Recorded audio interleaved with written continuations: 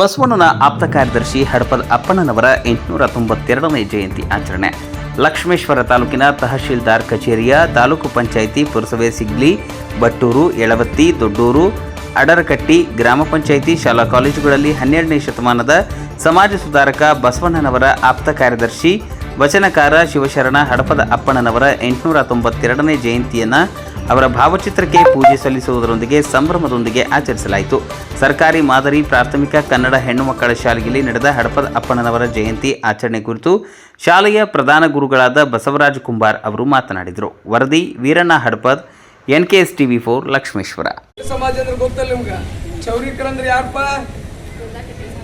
ಚೌರಿಕಂದ್ರೆ ಯಾರು? ಕಟಿಂಗ್ ಮಾಡ್ತಾರಲ್ಲ ಇವರು. ಚೌರಿಕ ಸಮಾಜದೊಳಗ ಇವರು ವಂಶಸ್ಥರು ಪೂರ್ವಜರಿಂದ ಆ ದೇವತೆಗಳಿಗೂ ಸಹಿತ ಇವರು ಇದ್ರ ಮಾಡ್ತಿದ್ರಂತ. ದೇವತೆಗಳಿಗೂ ಸಹಿತ ಇವರು ಕ್ಷೌರವನ್ನು ಮಾಡ್ತಿದ್ರು. ಅಂತ ಒಂದು ಸಮಾಜದೊಳಗೆ ಹುಟ್ಟಿದಂಥ ಹಡಪದ ಅಪ್ಪಣ್ಣನವರು ಮುಂದವರು ಚನ್ನಬಸವಣ್ಣನವರ ಅಂಕಿತ ನಾಮದೊಳಗ ವಚನಗಳನ್ನು ಬರೆದು ಶ್ರೇಷ್ಠರೆನಿಸಿಕೊಂಡ್ರು. ಅಂತ ಒಬ್ಬ ಇವತ್ತ ಮಹಾ ಶರಣ, ನಿಜ ಶರಣ ಅಂತಾರೆ ಅವ್ರಿಗೆ.